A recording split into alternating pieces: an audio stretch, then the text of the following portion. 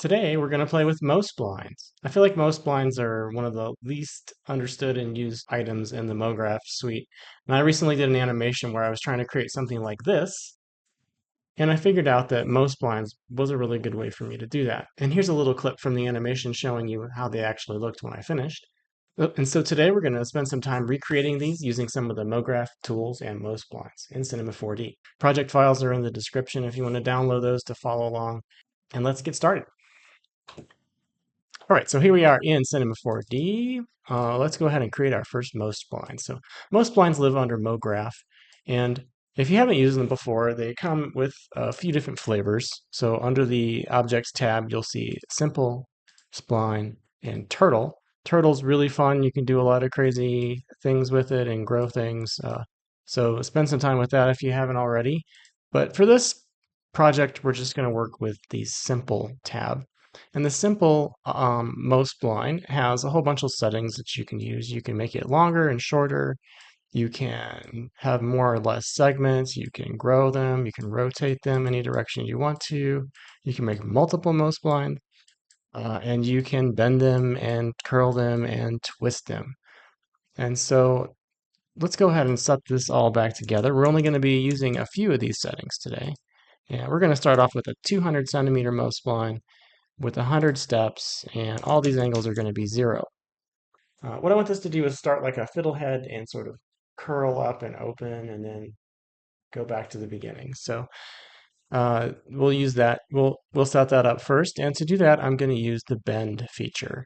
I'm going to do this over 300 frames, and so we'll just have it sort of slowly open up and bend, and this will be a nice, slow, subtle, relaxing animation.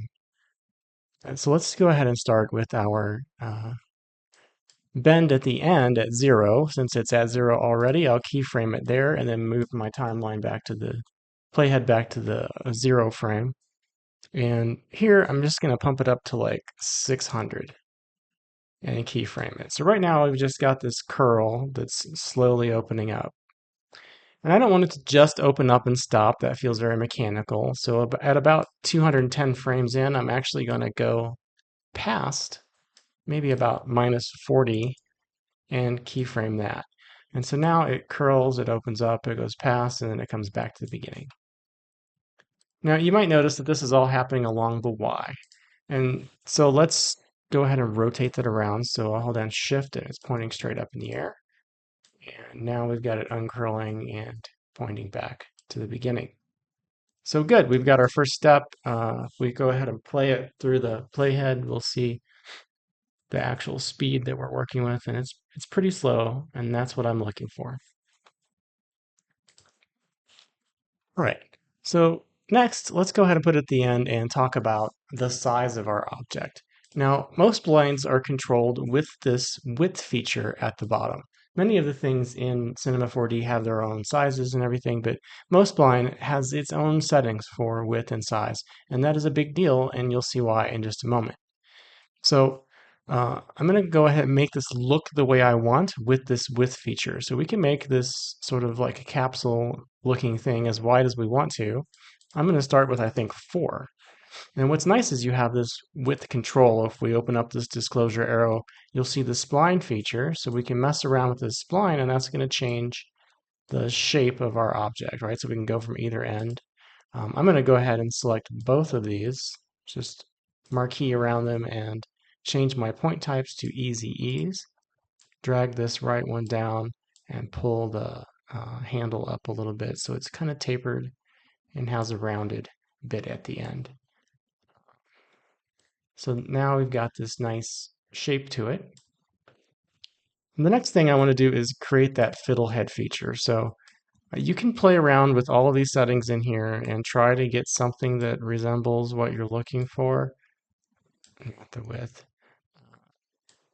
But it is really challenging, right? So you can get a lot of weird, sort of interesting controls in here. But what I'm going to do instead is use something that we like to do with MoGraph tools, and that is use a MoGraph effector. And so if we have our object selected and we go under MoGraph, choose an effector, I'm going to choose Step. And under the parameter settings, I'm going to turn off scale and turn on position. And if we just manipulate the Y, we can make it smaller or we can make it larger, and that'll give us that fiddlehead sort of curl feature that I was looking for.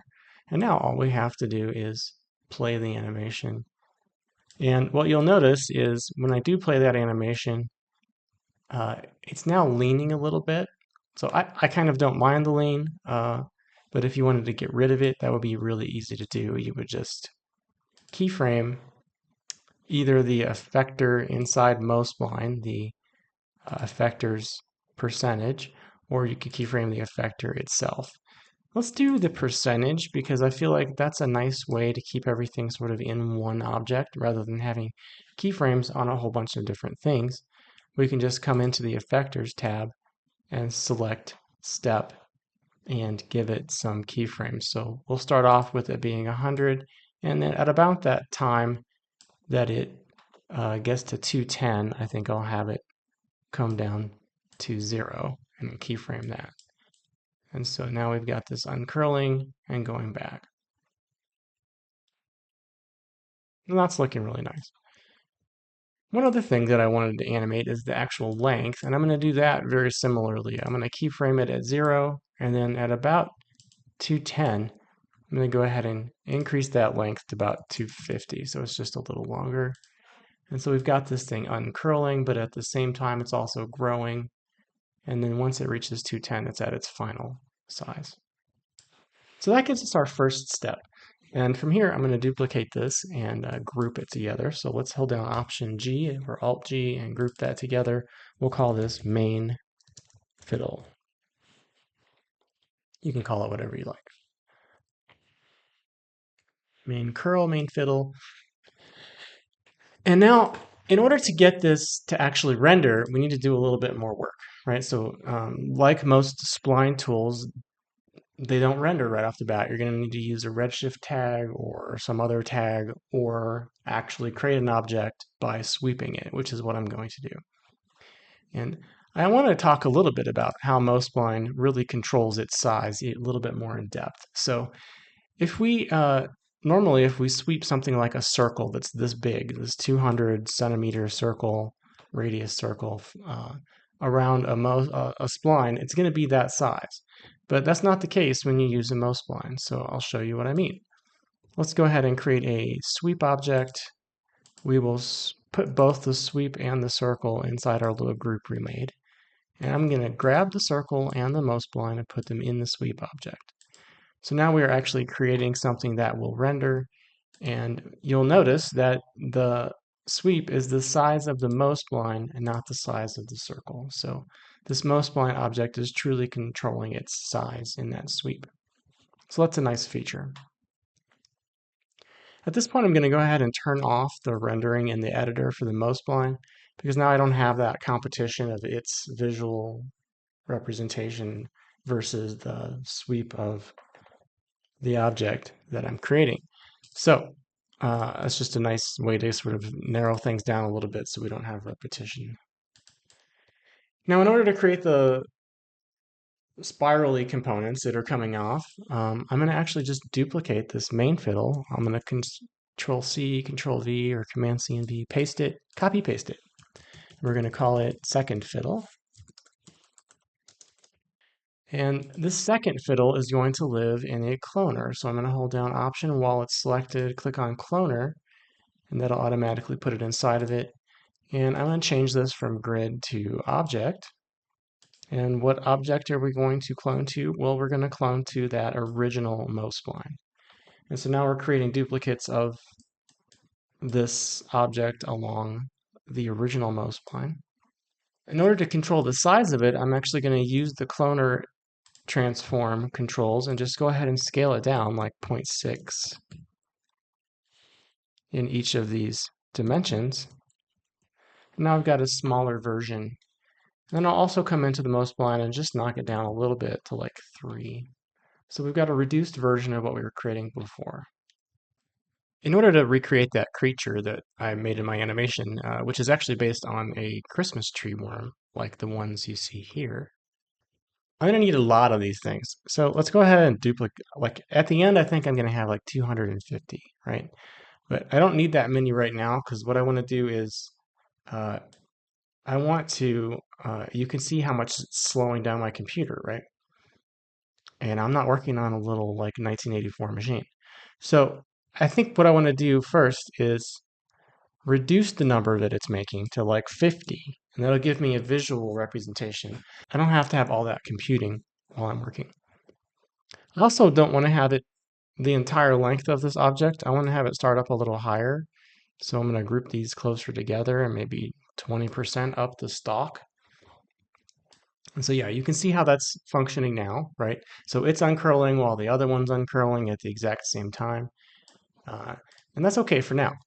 Let's figure out how we can make some more modifications though. So one thing I want to do is have these twist around in circles, right? So let's do that first. I'm going to select this cloner. I'm going to use my MoGraph effector, and I'm going to use the step effector again. And this time, under parameter, I'm going to use scale, uniform scale, and I'm going to say like minus 0.5. And I might even do more than that, minus 0.4. I'm sorry, minus zero point 0.6. So they're getting smaller as they go up. That's cool. All right, so I'm liking the way that that's looking. I also want to uh, manipulate the rotation, and that's going to be the bank in this instance. And so I'll just rotate this around as many times as I want to. And you can see now how this is going to actually create that look that we're going for. So the more um, I have in here, the more it's going to look like these critters, right? Like this guy right here.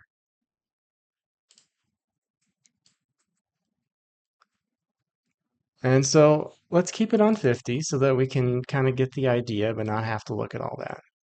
And right now, if we play it, it's doing this kind of thing. Right, so they're all kind of unwrapping at the same time. I want to manipulate the timing a little bit, so I have these opening up a little later. So let's grab our second MoSpline, right? And let's just move it forward in time, maybe about 60 frames. So now this is uncurling before these start to uncurl. I'll open this up a little more, zoom out.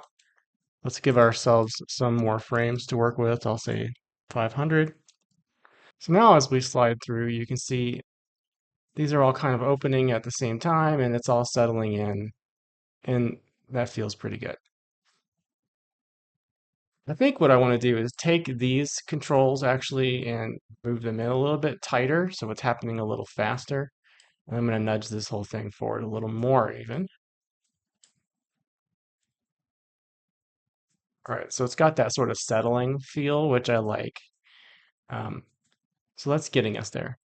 From here, I want to make a couple little adjustments to my original MoSpline. So I'm going to just come into the simple, and I'm going to grab the curve and the twist and just give them a little bit of something.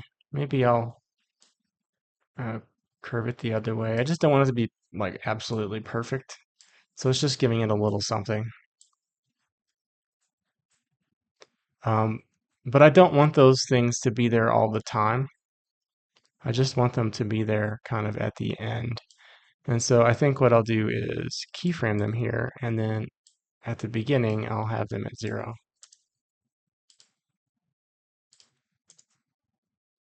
Because I don't want to damage my fiddlehead appearance.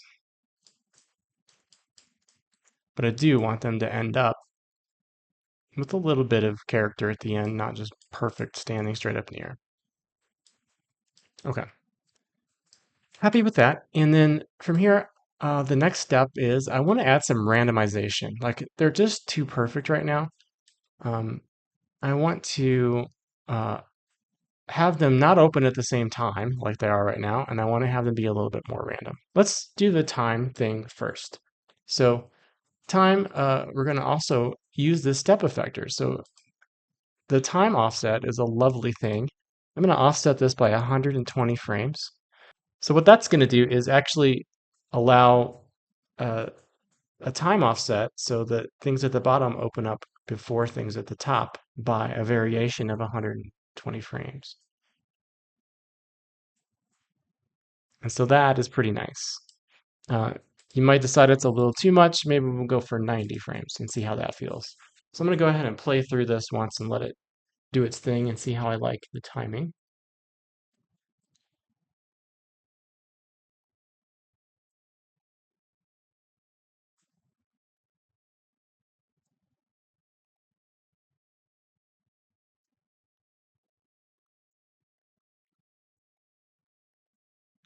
Okay, so the decision I just made is all of this is way too fast. So I'm going to grab the whole thing. I'm going to pull it down to about 210. And that's the beauty of doing these kinds of things is you can make these decisions kind of on the fly and change them whenever you want to. So that's feeling better to me.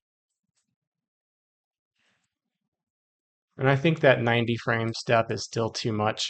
So I'm going to come back in to the 90 frames and I'm going to make it 60.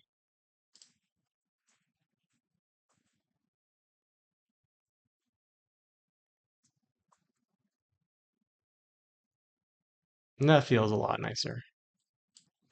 All right.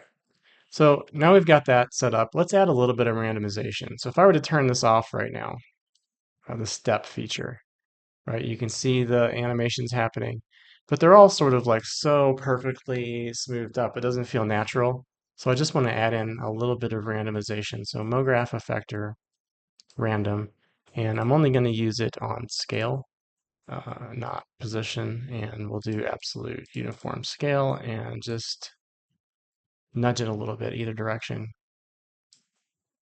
Great. And I'm also going to time offset by about 10 frames. And what that'll do is add a little bit of random motion into the time here, and that'll also have an effect when it's on the step. So it's not all opening at exactly the same time. It feels a little bit more natural with some randomization in there. So adding that randomization in is always a nice feature. All right. So we've got this opening up. It's looking really nice. The last thing I want to do is actually have it grow up as it's coming out of the ground. And to do that, I'm going to just animate this whole thing. So I'm just going to option group all of this, and I'll call this feather worm. And then I'm going to make a cylinder. And that cylinder is going to be really small, and it's going to be the same um, diameter as our worm. It'll be 4. And at the beginning, I'm just going to make it like 2 centimeters high. So it's this small little thing. Yeah, actually, I'm going to start at a height of 6. So I've got a cylinder that's 6 centimeters high. It's the same radius as our stalk. And what I want to do is begin with this at 6 at about this spot.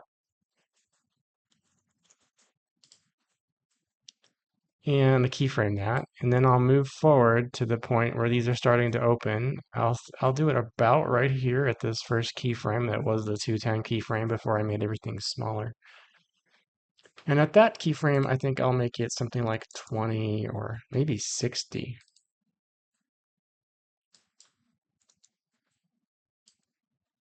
Right, so I've got this much taller cylinder. You know what? Let's do 80. I'm doing even numbers on purpose because I also need to position this at the half of its height in order to animate it. So I'll do that first here under the coordinates. So I'm at 80 centimeters tall. Under the coordinates in the y, I'm going to move it up to 40, so half. And I'll keyframe that. And then at frame 0, the object is 6 centimeters tall, so I'm going to move it to 3, and I'll keyframe that. And what that does is it has the effect of the object looking like it's growing evenly as it's coming up.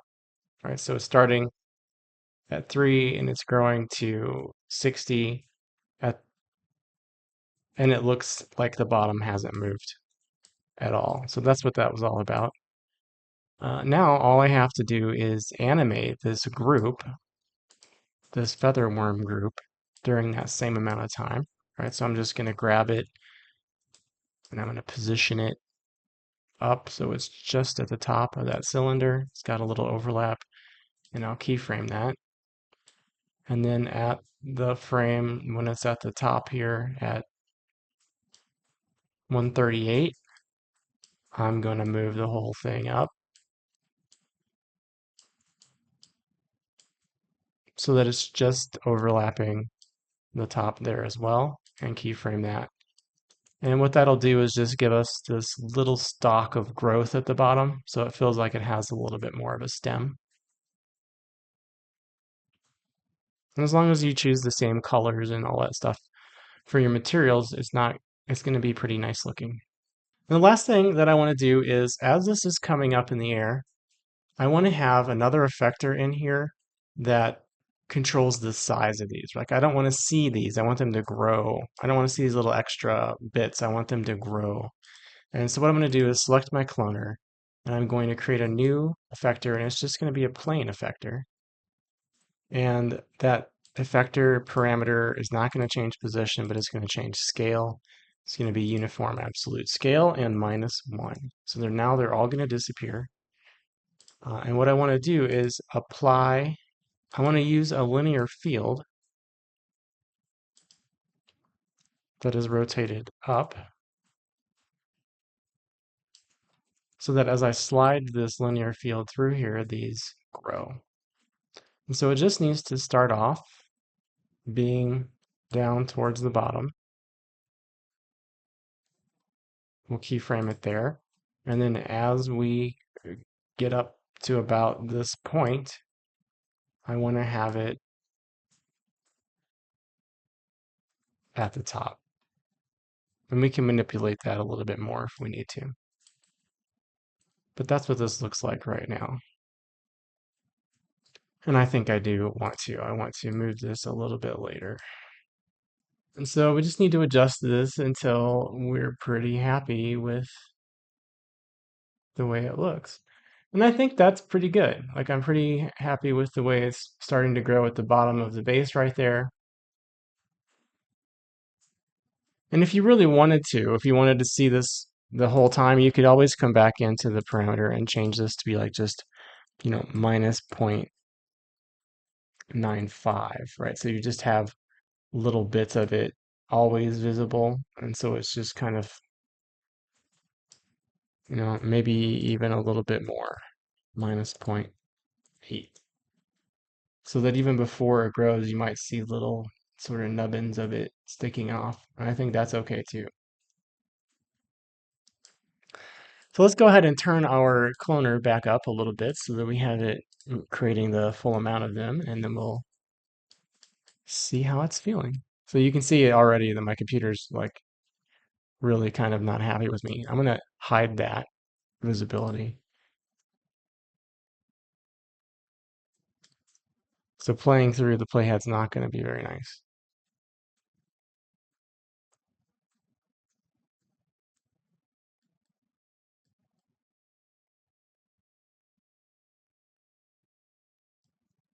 So that's what I have for this tutorial. It was a pretty quick and easy one. I just think the MoSplines in MoGraph have so much potential to do things that I really never thought about before.